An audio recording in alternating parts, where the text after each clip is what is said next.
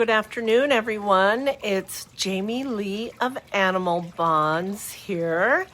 And I just wanted to pop on and talk to you today, or maybe share my mistake that I made when it came to animal Reiki. So you don't have to go through that. If you're a pet lover, if you work with animals, if you are a Reiki practitioner yourself, the mistakes that I made can be avoided by you. And what I'm talking about is a method of Reiki. So I first learned Reiki over 18 years ago. And I started learning what most people do, the traditional Western Reiki for people, where there's hands-on touch. There are hand positions. You go into a room, it's usually dark, there's nice music, there's a massage table, you lay down on that, and then the practitioner moves around the body as they place their hands in certain hand positions. And because that's what I learned Reiki was, I tried that with my animals. Well, I was so excited because when I first learned Reiki, I had a Jack Russell puppy. And she was typical Jack Russell Terrier. She was absolutely wild. And she never stopped. She just went. She was like a tornado.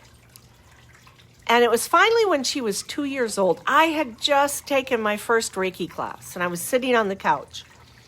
And she was laying there beside me, sleeping. I couldn't believe it. That was unheard of right there. And I thought, this is my opportunity. I can give her Reiki. So I put my hands on her, and she let me know in no uncertain terms that she did not appreciate that.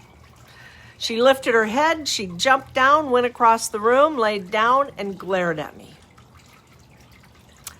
Yeah.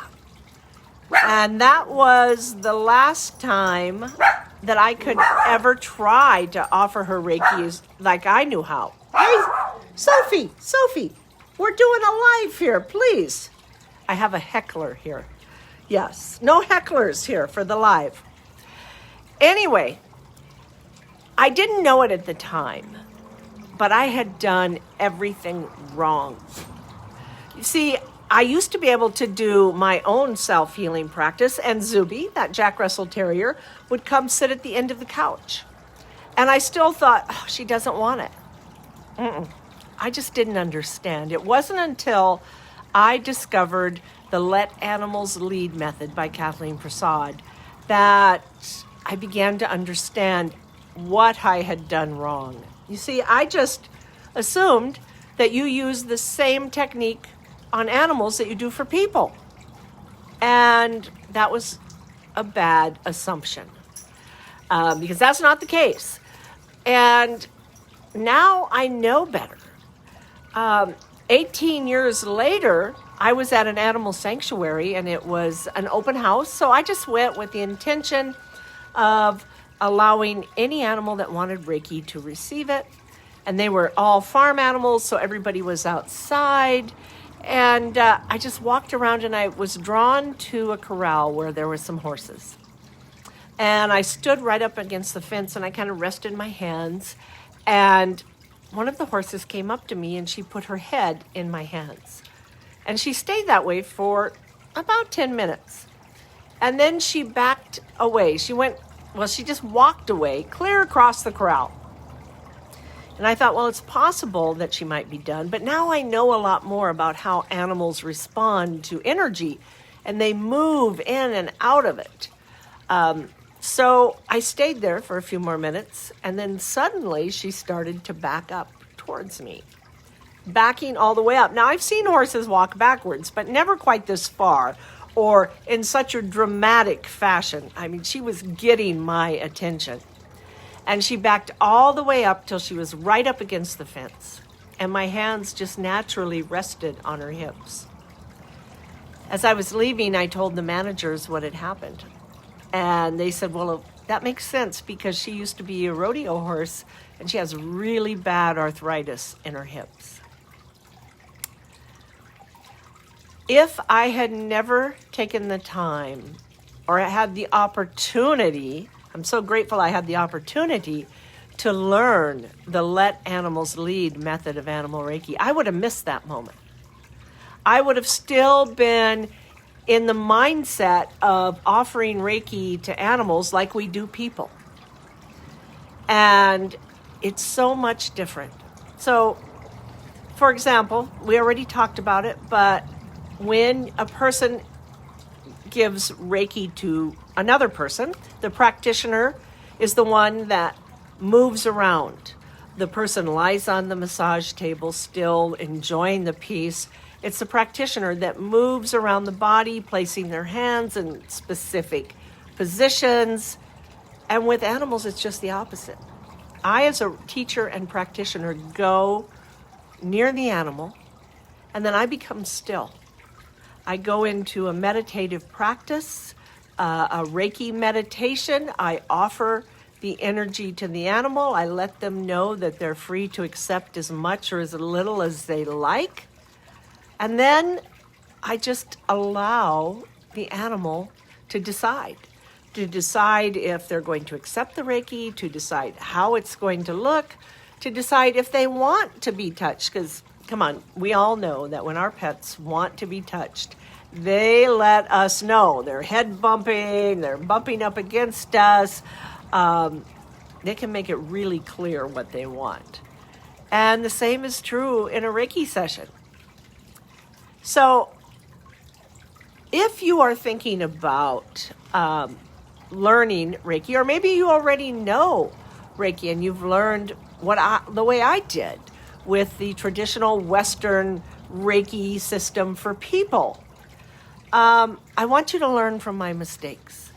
Because once you do, when you start practicing the Let Animals Lead and adapting that whole philosophy, it's not just a system of Reiki, it's a philosophy and a way of life, a way of interacting with other species that maybe look different than us, but really we're all the same.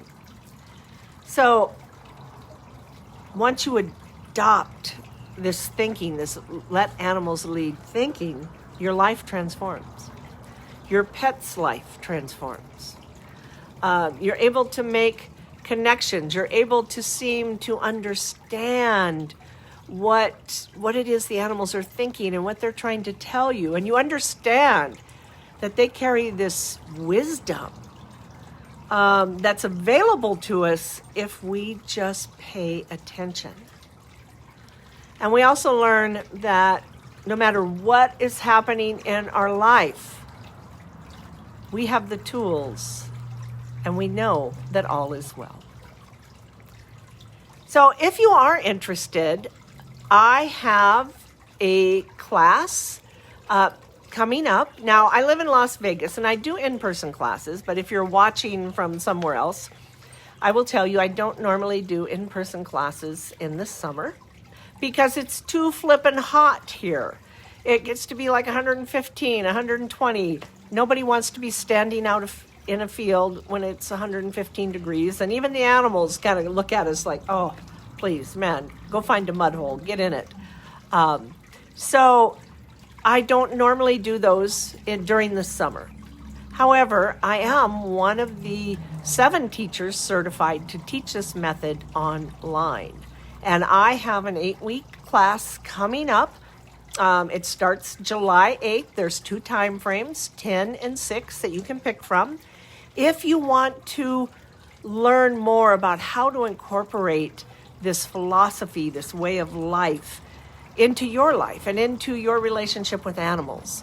So if you're a pet lover, if you work with animals, if you're a Reiki practitioner and you just want to up your skills a little bit, stay fresh, this is a perfect opportunity to do that. And Kayla joined us. Hi, Kayla. Thank you for joining us on the live today. I'm so glad you're here.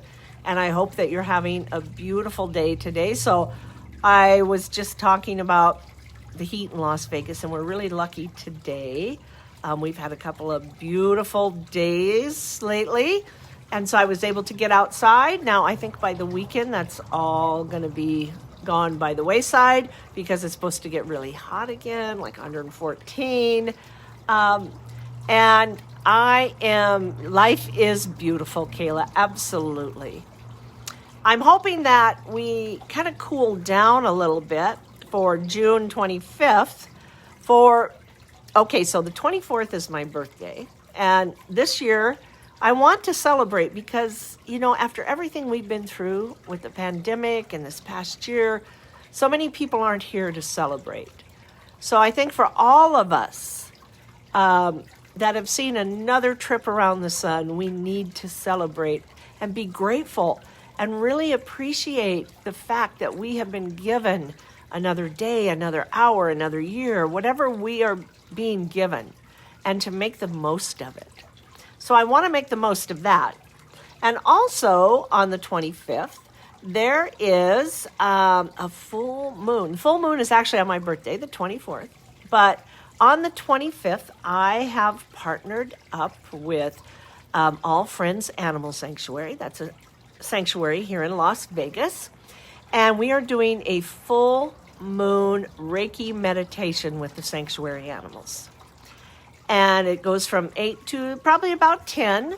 We want to do it, when it's cooled down a little bit. And the beautiful thing is the founders of the sanctuary will be there. You'll get to meet them. You're going to get to hear how they started the sanctuary. And you're going to get to hear and meet the animals. You're going to hear their stories, how they got to this sanctuary.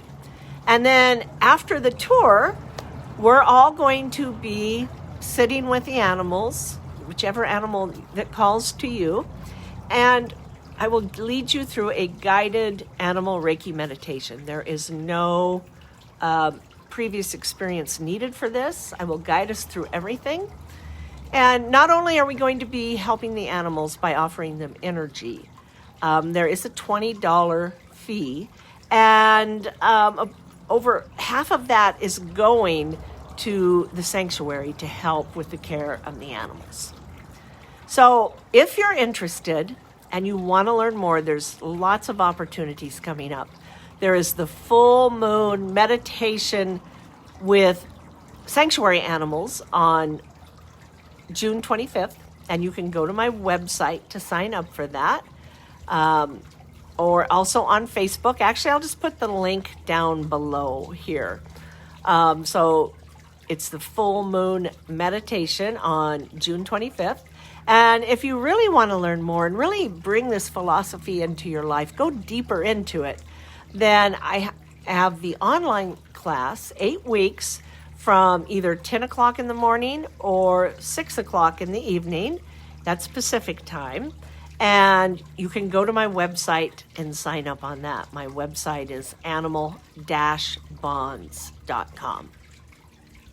So I want to thank everyone for taking a few moments out of your day to be here with me and listen to me as I admit to my mistakes that I've made along the way. All learning experiences. We all have learning experiences. And because of that, I believe it made me a much better animal Reiki practitioner and teacher today. So I want to thank you. Have a beautiful day. Enjoy the rest of it. And have a great weekend.